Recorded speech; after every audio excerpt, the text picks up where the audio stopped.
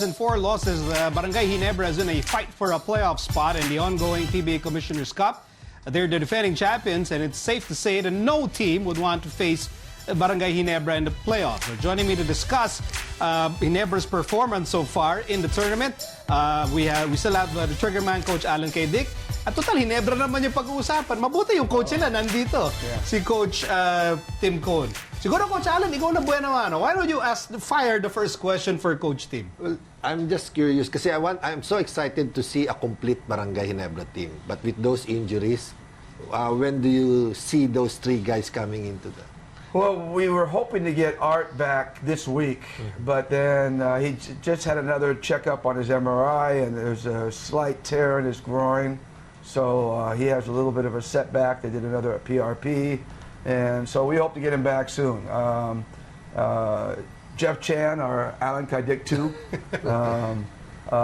who could really use right now to really open up things for Stanley and Justin, and he is still bothered by that ankle. He had that ankle injury in the first game where, you know, Senna put his foot out and he landed on the foot, and it's turned out to be a really bad sprain. But he is now just starting to jog, and we hope to get him practice maybe late this week, early next week.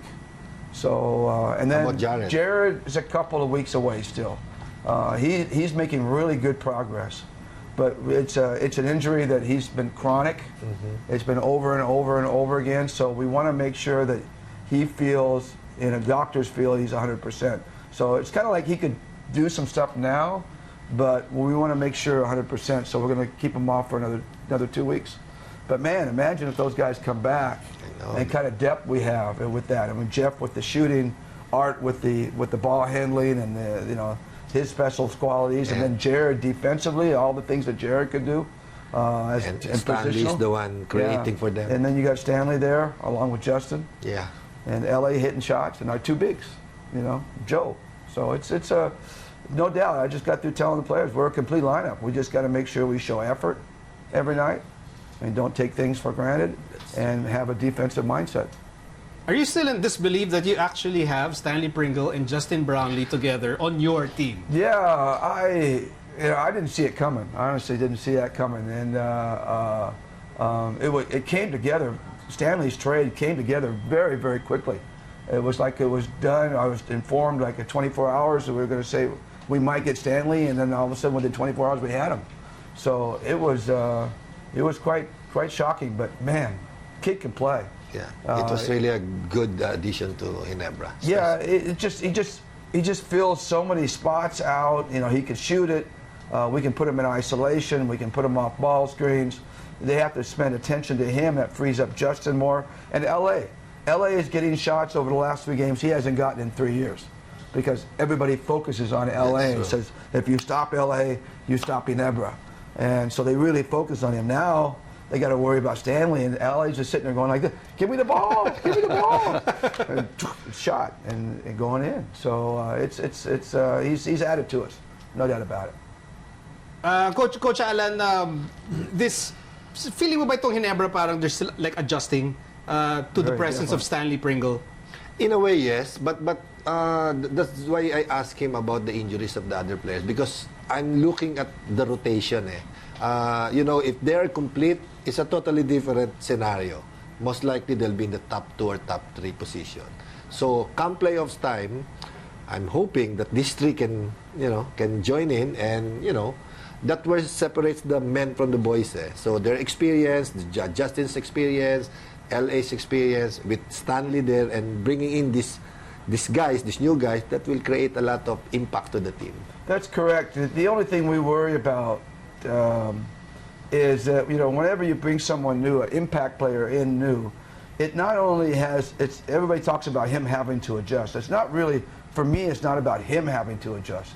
It's about the players around him adjusting to the new guy. I mean, Stanley now comes in and he plays 40 minutes a game. He gets X amount of touches. He gets there are times when he can absolutely dominate the ball. So guys that were getting touches before suddenly have a lot less than they had before. And that's an adjustment. Adjustments for guys like Japeth and Greg and even LA And then you bring in now you bring in 3 more guys, and then, you know, playing minutes is like a pie. There's slices of the pie, and the more people that eat that pie, the smaller the slice becomes.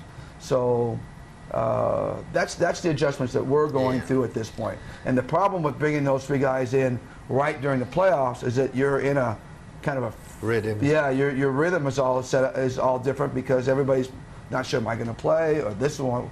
When in fact it's so much easier when everybody knows, okay, this is my minutes. I'm coming off the bench now. I'm going to be ready for that.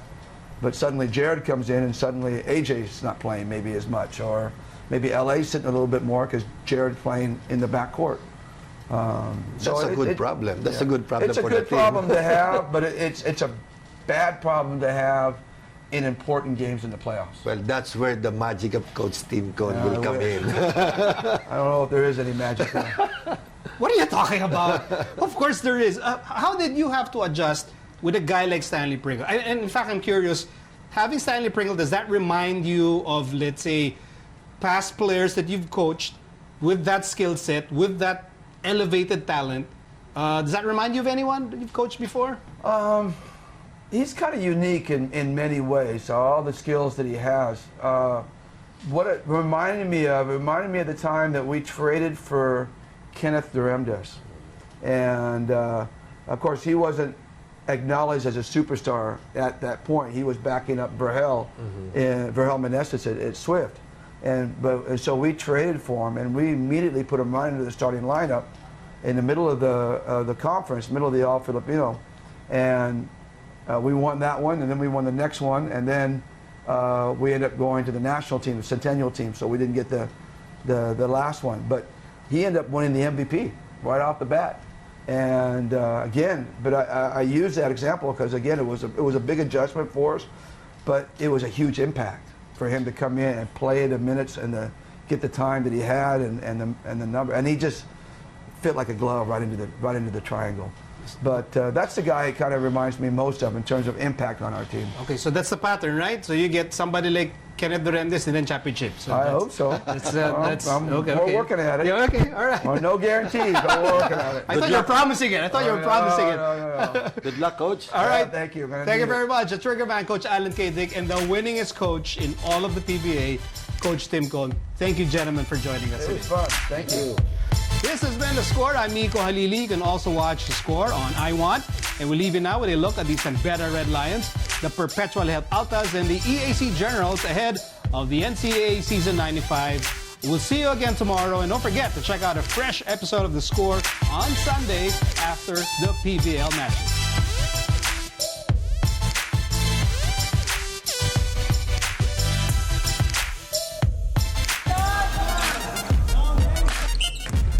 Play, win, repeat.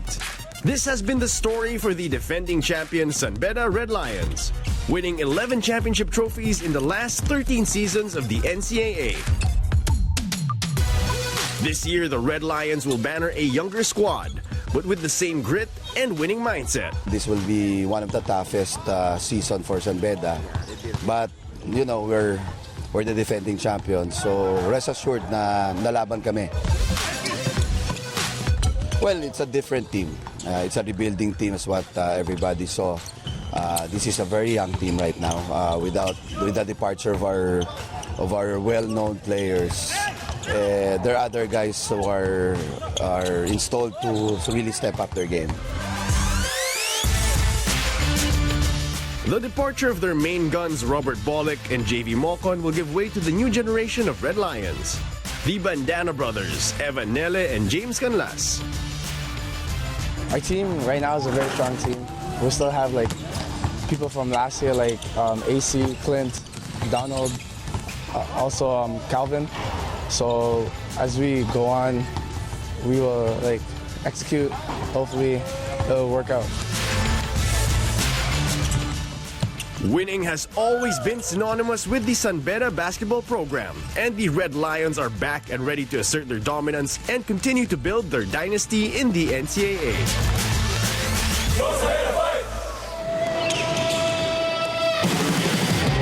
This season 95, University of Perpetual Help System Delta aims to surpass their Final Four finish last year in the NCAA Men's Basketball Tournament. We maxed out last year. Kulang lang talaga sa tao. The Altos enter a new era with 9 newcomers who come from different schools. And to reach their goal this year, the Las Piñas-based squad completes their twice-a-day training in their newly renovated gym.